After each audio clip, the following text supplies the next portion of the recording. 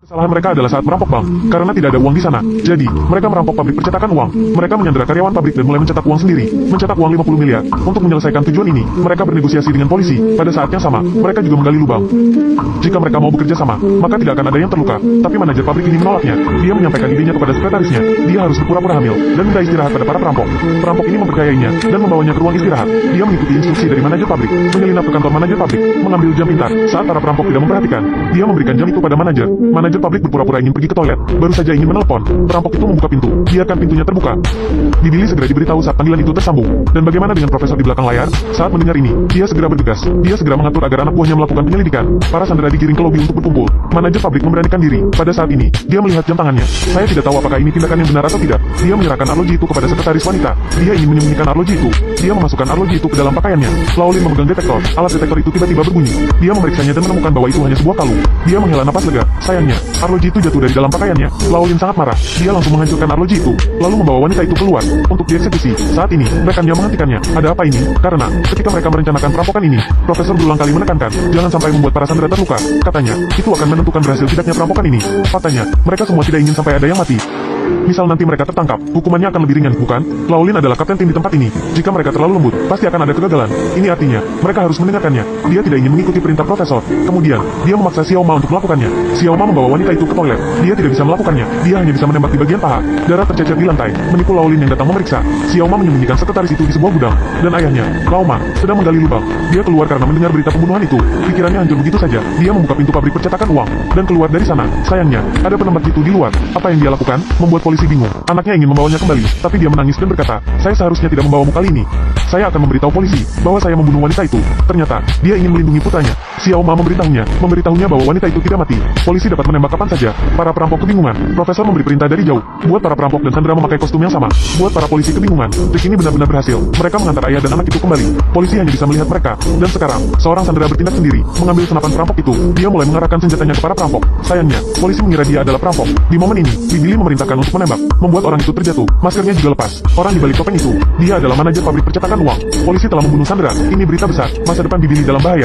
Dia sangat panik. Dia segera berbicara dengan pemimpin perampok, minta agar yang terluka dibawa keluar untuk perawatan medis. Tapi, profesor pasti tidak akan melakukannya, kan? Kemudian, dia membuat permintaan lain. Biarkan dokter masuk dan melakukan operasi. Hal ini juga pilihan sulit bagi profesor. Tapi, keselamatan para sandera adalah prioritasnya. Untuk memastikan keberhasilan tujuannya, dia hanya bisa menyetujui rencana ini. Dan rencana ini, pihak polisi yang dirugikan saat ini. Tiba-tiba, mereka mendapatkan ide. Petugas dari relawan komando sementara, berpura-pura menjadi seorang asisten dokter, mengenakan kacamata yang dilengkapi kamera. Di sisi lain, ada juga kabar baik. Polisi telah membuka terowongan. Petugas polisi dengan pakaian merah masuk melalui saluran ventilasi pabrik percetakan uang. Perampok ini sangat waspada. Dia khawatir mereka akan ditipu. Dokter bedah ini sedang melakukan operasi. Dia meminta asistennya untuk mengambil tang. Asistennya tidak tahu mana yang harus diambil. Sudah berakhir, dan tidak ada yang menyangka. Petugasnya segera mengakui identitasnya, mengatakan bahwa dia tidak memiliki niat jahat.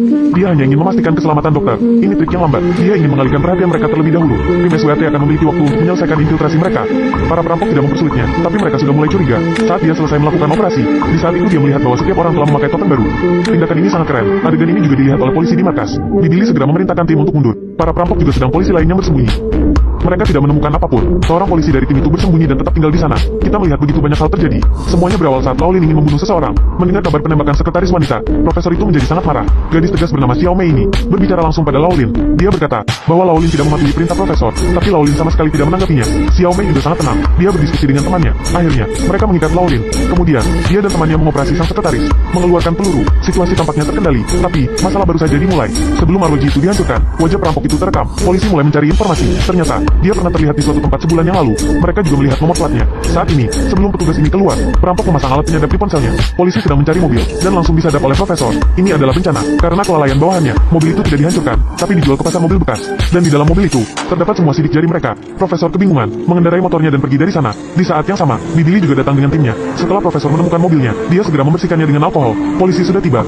Dia hanya bisa mengendarai mobil dan bergegas keluar. Dia mengemudi sangat cepat, melihat tidak ada cara lain untuk kabur. Profesor mengendarai mobil itu ke sungai, dan melarikan diri dengan menyelam. Hampir saja sesuatu yang lebih besar terjadi di pabrik percetakan uang. Polisi itu keluar dari persembunyiannya. Dia mengarahkan senjatanya pada Xiaomei. Tanpa diduga, dia ditembak dari samping. Bisakah Anda menebak siapa yang menembak? Itu adalah Lao Lin. Dia berhasil melarikan diri dan membunuh polisi itu. Polisi terkejut saat mendengar suara tembakan. Bersedih selama berhari-hari. Para sandera tidak bisa diselamatkan dan rekannya juga meninggal. Bibili tidak punya pilihan selain menelpon. Bertanya pada profesor, mengapa ada tembakan? Tapi profesor mengaku bahwa dia tidak membunuh siapapun. Bibili terus memaksanya. Dia berkata, apakah Anda bisa membuktikan bahwa Anda tidak membunuh seseorang? Melihat tidak ada tanggapan, dia datang dengan ide yang lebih berani. Dia mengatakan bahwa tekanan dari publik terlalu besar untuk membuat masyarakat tenang. Dia ingin masuk ke sana dan memeriksa Sandra. Ya, itu permintaan yang tidak bisa dijelaskan. Dengan terpaksa profesor menyetujuinya. Profesor tidak ingin menanggung ketenaran dan mentalitas grantif miliknya. Dalam beberapa hari terakhir, Bibili juga melihatnya. Itu sebabnya dia membuat permintaan ini. Adapun alasan mengapa dia tidak ingin menanggung ketenaran, Bibili tidak tahu. Tapi dia mengerti. Pergi ke pabrik percetakan uang. Dia didampingi oleh seorang videografer. Rekaman itu disiarkan secara langsung. Anggota keluarga yang hadir senang sekaligus takut saat melihat kerabat mereka, termasuk duta besar AS dan istrinya. Bibili tidak melewatkan kesempatan bagus ini. Saat sedang mengabsen, tiba-tiba, seorang satpam bernama Lao Bei menghilang. Perampok itu langsung mengatakan tidak. Hanya ada orang-orang ini sejak awal. Semua orang bisa melihat. Ini jelas sebuah jebakan. Memberitahu publik bahwa mereka membunuh seseorang. Membuat mereka terdiam dengan opini publik. Bibili langsung melawannya, mengatakan bahwa dia akan membuatnya terdiam. Jika tidak, lepaskan semua sandera ini terlebih dahulu. Dalam hatinya, Bibili mengagumi strategi negosiasinya. Tapi yang tidak pernah dia duga adalah, polisi itu muncul lagi. Dia mengenakan rompi anti peluru. Dia hanya pingsan. Profesor sangat bangga dan menyiarkan rekaman kamera pengawas di layar lebar, menandakan bahwa polisi telah melakukan misi penyusupan, bersiap untuk melawan para perampok. Saat berita itu keluar, publik protes. Saya tidak menyangka polisi ini begitu gila, benar-benar mengabaikan keselamatan para sandera. Membuat polisi terdiam, para perampok telah menjadi model cinta rakyat. Hal-hal baik seringkali datang bersamaan. Lauma yang sedang menggali lubang akan segera terbuka. Mereka akan dapat melarikan diri dalam waktu singkat. Bisakah mereka melarikan diri?